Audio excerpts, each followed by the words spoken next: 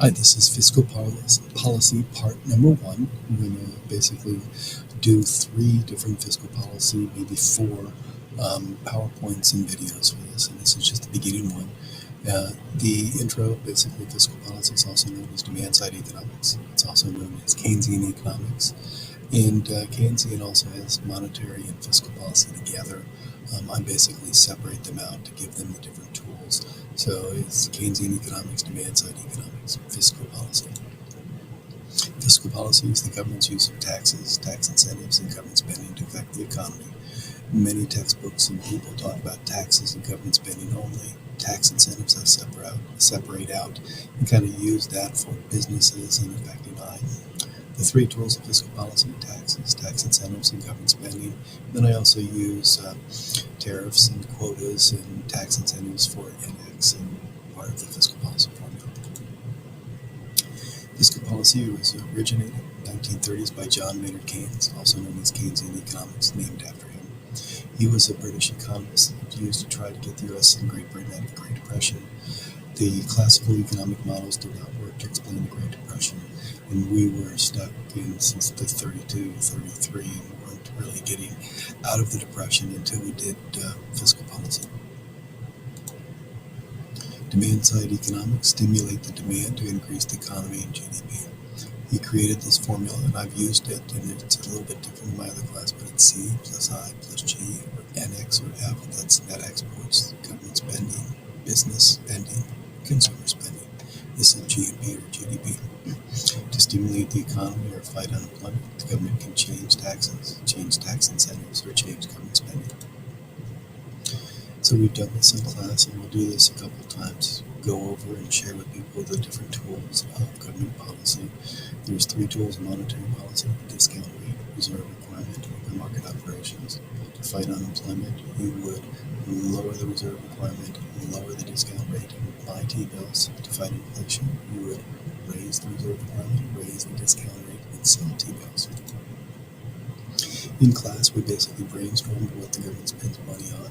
There's many things that we spend it on. We're looking at the federal government, not state and local, but we'll kind of like separate it out, trying to find the biggest and largest things that the government spends money on.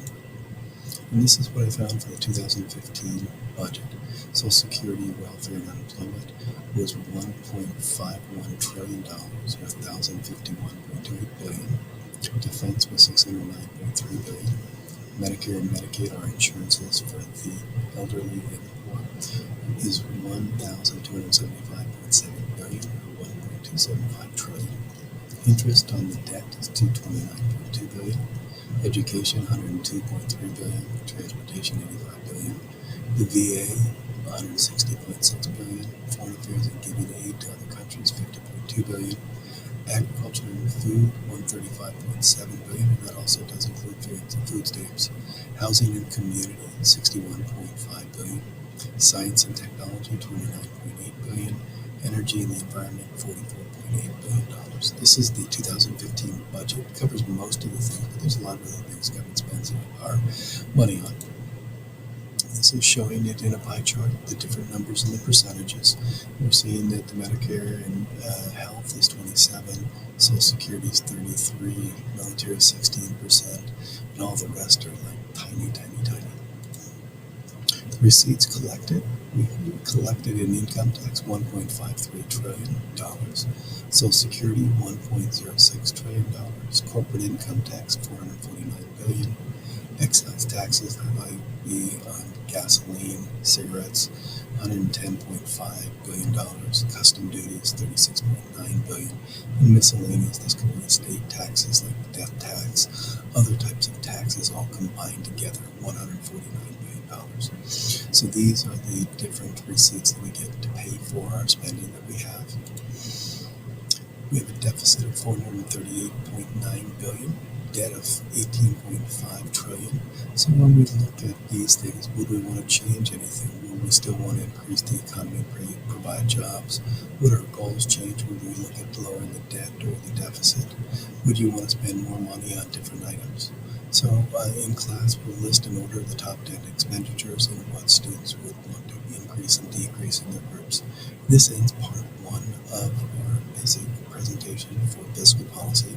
We'll start part 2 and share that with you as we go through the 3 tools of fiscal policy. If you have any questions, feel free to ask in class and post after this video.